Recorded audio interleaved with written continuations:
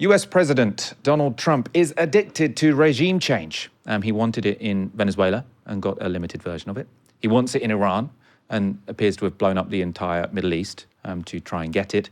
And he wants it in Cuba. You know, all my life I've been hearing about the United States and Cuba.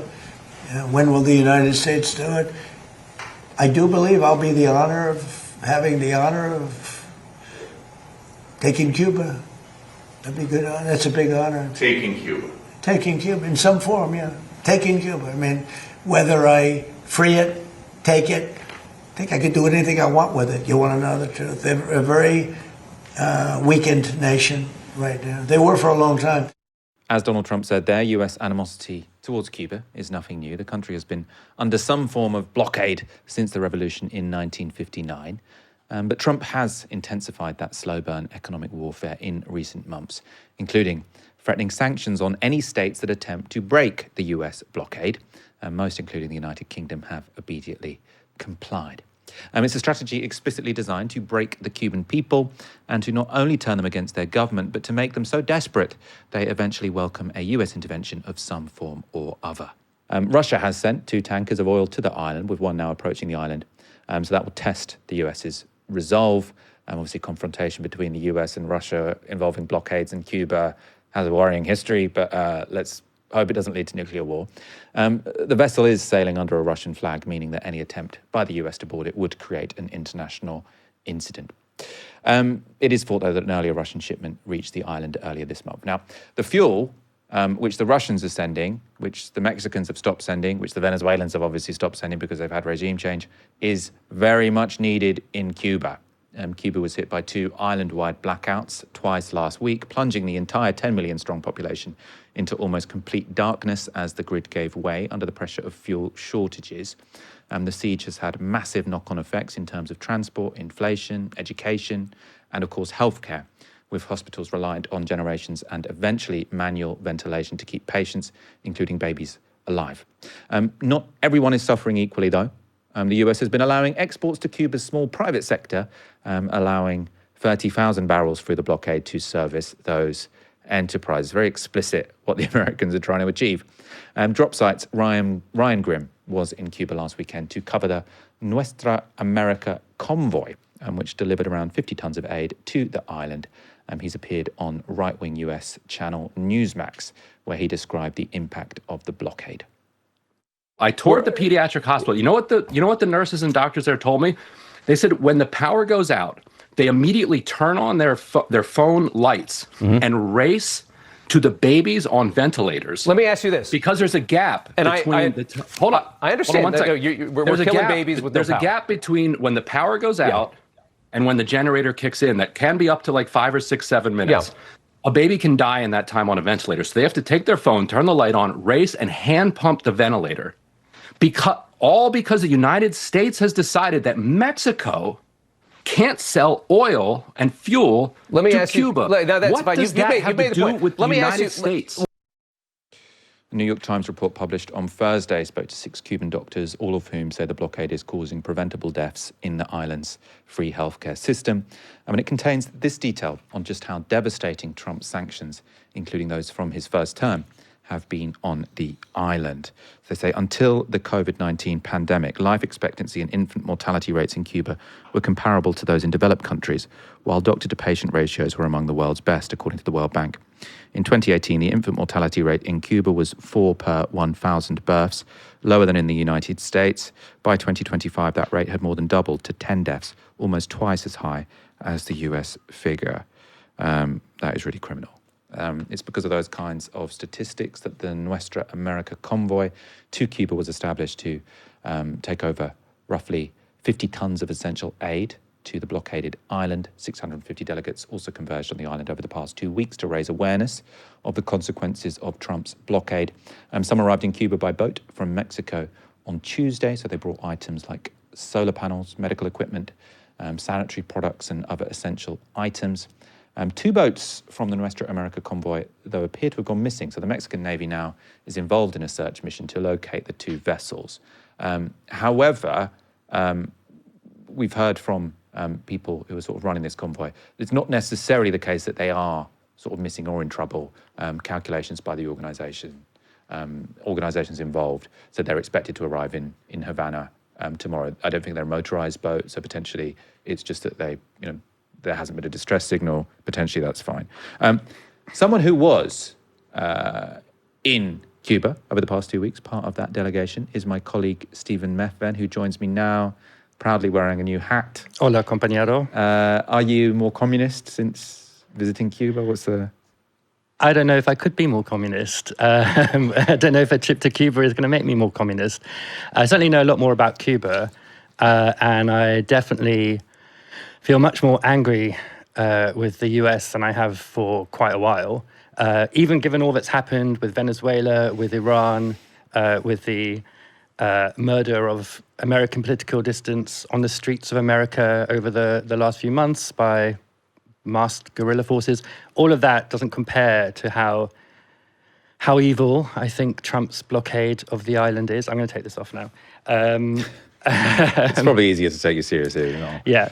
How evil Trump's current blockade of the island is, the way it's designed to collectively punish the people of Cuba, as you said, in order to instigate some kind of insurrection. And I don't know whether insurrection is on the cards, but it's certainly working in terms of crushing the spirit of Cubans. They are, as one person said to me, Cubans are a hopeful people, but they feel pretty hopeless at the moment. And life is really, really difficult. Let's just talk about this, the flotilla, Yeah. or the convoy that, I don't know if you were part of it or you were reporting on it. Is it sort of inspired by the flotilla that went to Gaza last year? That was also sort of breaking a blockade, lots of global activists on boats. Yeah, the Global Summit Flotilla, I think it's directly inspired by that because it's organized by Progressive International, and friend of the show, David Adler, is one of the organizers general coordinators of Progressive International. He was, of course, on that flotilla. And I think the idea, developed from there. It was going to be a flotilla entirely, but there was such global enthusiasm to take part in some breaking of this blockade of Cuba that it was expanded to involve delegations arriving by air as well. So I traveled with the Italian delegation. There was over 100 people on it. It was organized by an Italian organization called Let Cuba Breathe, who were generous enough to allow me to go as a journalist with them. So I wasn't participating as a delegate. I was really there as a journalist. And so I didn't take part in many of the sort of planned events that the delegates were on. I rather spent my time actually going around speaking to Cubans. I'd arranged some contacts in advance before I got there. I then developed further ones. I spoke to people in other parts of the island, not just in Havana. And tell me about what were people saying? What were the people you were speaking to saying? I mean, many different things. But one thing I'll say is that, people have this idea that in Cuba, people won't say how they feel about the government, and that is not true. People were very willing to be critical about the government. There is some caution, which is based on the idea that if they say something critical about the government at this crucial moment, it'll then be used by American media and American politicians to justify the grotesque blockade that's currently in place, or to justify further action on the island. So there's this caution about their criticisms being misused. I mean, every Cuban has the right to criticize the government, but they don't. I mean, sorry, just to clarify that do you mean the moral right to criticize the government? Because they don't. I suppose they were happy to speak to you, but they weren't willing to sort of go on camera and say their thing, right? Because it is an authoritarian regime to some degree. To a large degree. I mean, they definitely, there is. So, okay, before we get into any criticisms of the Cuban government, I just want to set up the context here, right? There has been no Cuban government in existence since the revolution in 1959 that has not operated under US blockade, sanction, embargo, and now siege of some sort. So the Cuban government is always operating in a space of possibilities, which is strangled of many of the possibilities that other governments would have, right? Because they don't have access to the same resources. It's deliberately blocked their commercial, economic, business transactions are restricted by the US. What can come in and what can't come in is decided by the US at many points in time. What happens to their tourism industry is determined by the US and whether it allows people to travel there or not. So that is the overarching context of the government, many governments in Cuba since the revolution. We're now at the most intense period of that. And as one Cuban put it to me when talking about the authoritarianism of the Cuban government, is that it's a government that's under siege, and governments under siege develop a siege mentality. So it is true that there have been moments at which things have got worse. So in 2021, there were protests. The government clamped down very, very hard. 710 people or something like that were arrested. People received long sentences. Cubans are not happy about that. The ones I spoke to, that was a step too far by the government. But there's also a sense in which they understand that, you can't have the possibility of fomenting social unrest at this moment when that's exactly what the US government wants to happen. So there's this kind of guardedness about criticizing the government, not because it's illegal to criticize the government. It's illegal to sort of foment insurrection, right? That's illegal in many countries. You're not allowed to sort of plot against the government. But criticism itself, I encountered it openly. People didn't want to go on camera, that's true. Part of the reason people don't want to go on camera as well is because, again, that could be clipped, that could be used in various kinds of ways. There are also, different degrees of commitment to the government amongst Cubans. And so, people who are mildly critical can get called, anti-government by people who are less critical, for example, and that can lead to consequences just socially. All I want to do is make the point that as I was walking around talking to Cubans, I didn't encounter anybody who didn't want to say something about what they thought about the government.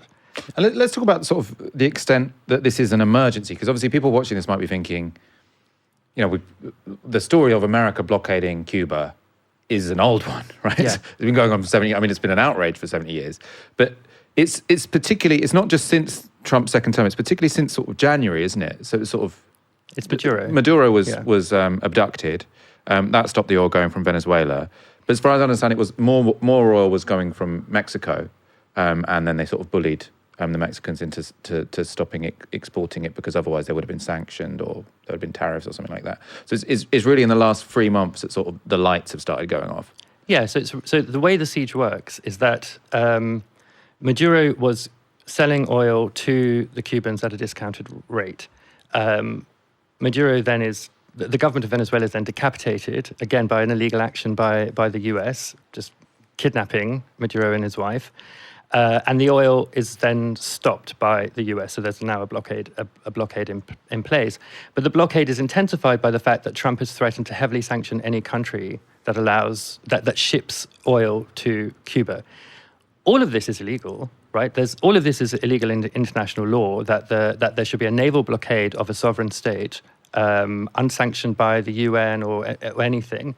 And furthermore, that there's this kind of coercive control of the rest of the world that Trump is exercising at the moment, where he's like, yeah, you do this and you're going to suffer. I'm going to punish you and your population in just the way that I'm punishing, not just the way, it won't be as bad, but in similar ways to the way in which I'm punishing the population of Cuba. That's the kind of bullying, abusive way in which this current blockade is operating. And I don't feel like there has been. I mean, I think it's actually, we were going to talk about this as well, actually. Mm-hmm. There's been lots of pushback against the delegates who've gone there, sort of American journalists or activists or influencers, because they've said, they stayed in really nice hotels, they're there on a sort of government junket in an authoritarian country. There's something distasteful about that. I'll ask you what you think of that in a moment. I think what is undeniable is that it has been very successful, actually, at putting the Cuban issue on the map, because this is an emergency, essentially, and I don't think anyone really is talking about it. I mean, fair enough, everyone is distracted by Iran. We're pretty much distracted by Iran most of the time. That's what we're mainly talking about on the show. But to have sort of zero oil going into an entire country is extreme. And I don't feel like there's been much international pushback. Obviously, you've been following it more closely than I have. Yeah, it is extreme, and it's caused nationwide blackouts. At the most extreme point, hospitals have to switch over to generators. When they do that, there's a kind of lag in the people on ventilators. There can be a period where they're without power. Medical staff are then rushing in to manually ventilate patients in order to keep them alive until the generators kick in. That's just on the healthcare front. It's an enormous emergency, and it's not helped by the fact that Cuba's infrastructure is very old. It hasn't been upgraded. Part of the reason it hasn't been upgraded is because previous sanctions and blockades have meant that it's been difficult to get parts in. They're also so old that it's actually difficult to get the parts. Some people have said, Cuba should have upgraded its energy infrastructure a long time ago. They should have, sort of been planning for that in this kind of way. That's also difficult without access to, other governments can do all kinds of things by borrowing. Cuba can't borrow, right? It's not part of the World Bank. It's not part of the International Monetary Fund. So it requires other kinds of arrangements in which to do these things. And in Trump's first term, not this one, he made it even more difficult for Cuba to do that. So you had the Obama period where there was some normalization of relations between America and Cuba, and Cubans will talk about that as a period of a feeling of great hope, and a little bit of prosperity started to arrive because American tourists could come and that kind of thing. Trump immediately cancelled Obama's normalization program when he came into power. Joe Biden continued with Trump's sanctions when he was in power. So that's Democrats just as guilty as Republicans here. I wouldn't say just as guilty. And the reason I would say not just as guilty is because I think not going back in is different from ripping stuff up. And as Robert Malley was saying, when it came to Iran, they were saying it's a big political cost if it's just going to get ripped up again. I think guilty, I wouldn't say just as guilty. Well, if Biden had gone back to the Obama setup, Cuba might have had, better resources with which to deal with what's happening now. Better resources with which to deal with the COVID pandemic, which hit Cuba incredibly hard. And just the context of that. So this is something that made it make more sense to me. The issue with the COVID pandemic was that the actual virus hit Cuba harder? Or is it that their economy is so much based on international tourism, and the international tourism ended, and they haven't really recovered from that lost income? It's the latter, right? Yeah, I think it's something like 30% of the economy is tourism, and you might say the Cuban government overinvested or sort of relied too much on that part of the economy. They built the big hotels and things that they built in order to grow the tourism industry. COVID hits. The island is shut down for 2 years. People are at home, quarantined. The government continues to pay 60% of people's salaries throughout, and that empties the coffers, right? That makes a real hit on a country unlike ours, which could borrow in order to make up for the expenditure of COVID and many others. Cuba couldn't. So that creates an economic knock-on effect, which is still being felt today. And another feature of the wickedness of Trump's embargo now is it's deliberately exploiting the impact of the economic impact of COVID on Cuba, the collapse of tourism during that period, and prolonging its inability to recover from it. There's a strange, it's not strange, there's a symmetry between the Cuban and the Iranian situations, which is that in both cases, there's long-standing hostility from the Americans, and then Obama sort of put down some political capital to sort of ease it. So in Iran with the deal, in Cuba with the normalization. And then Trump comes into power, and purely because he hates Obama. And I suppose, that he wanted to win Florida, and there's lots of Cuban exiles who really hated the normalization deal. In any case, for whatever reason, Trump has ripped up both of those deals, and we are now seeing the sort of acute consequence of that, or phase two of Trump, where phase one Trump, he rips up the deal. Phase two of Trump, he tries to do regime change. Do you think the difficulties having in Iran will affect the policy towards Cuba? I suppose, if you were being really I don't think this, but if you're being really optimistic, you'd say, because Iran has been so difficult, maybe he's going to give up on the whole regime change thing. I would say, the Cuban situation isn't really sort of incurring any costs for the Americans, so they'll probably continue doing it. Yeah, it's also the case that clearly Trump is absolutely failing in his Iran project, but he might want to win somewhere, and that somewhere might end up being Cuba. The interesting thing is, there's such personal animus from Trump towards Obama. It's like anything that Obama did has to be cancelled. And if you've seen like the way he adjusted the portrait of Obama in the White House and like the worst president ever and that sort of thing. And like, there's lots of criticisms to be made of Obama, but I think the Cuban normalization was, and also the Iran nuclear deal were both like positive things that he put in place. But I think what it shows is that, look, you asked me about authoritarianism earlier. People talk about Iran as authoritarian. They talk about Cuba as authoritarian. The US is very, very happy to work with authoritarian regimes all over the world. Saudi Arabia, no problem. They're massive partners, so massive partners of the UK as well. The Gulf states, which employ indentured labor, where they take people's passports and they're not allowed to leave the country, also have like media repression, media control. No problem. Cuba and Iran, very, very different because they're not amenable to US influence, US norms, liberal norms, and they have wealth. Iran has oil. Cuba has probably one of the most beautiful islands in the Caribbean. It has massive tourism potential. These are countries which just cannot be allowed to be the thing that they are because they won't kneel to US influence, US imperialism, whatever you want to call it. And so there's two things here. There's animus towards Obama, who, I think was maybe more accepting and maybe thought there was a different way of doing foreign policy, which is through persuasion and diplomacy and welcoming. And Trump, who, has none of these niceties and just wants them gone. But I think, as I said before, things are going so badly for him in Iran that unfortunately it might be that he has to do something in Cuba in order to have a result. And you put out a video earlier this week, which people can see on our YouTube channel, and you've got another one coming out early next week. Yeah, so I put out a video earlier this week, which was a kind of press conference I was at with Cuba's Deputy Foreign Minister, Carlos Fernandez de Cosio, who, you might have seen all over NBC and stuff. Recently, he's been doing lots of the US media rounds during these negotiations between the American and Cuban governments. Next week, I have, hopefully next week, depends on our capacity, a really good video with a young Cuban journalist called Liz Oliver Fernandez, who is an independent journalist operating in Cuba. She works with an organization called Belly of the Beast. And it's she and I walking around Havana talking, and I ask her a lot of questions about the government, about how it is to operate as a journalist in the country, about government criticism. It's a really interesting interview, I think.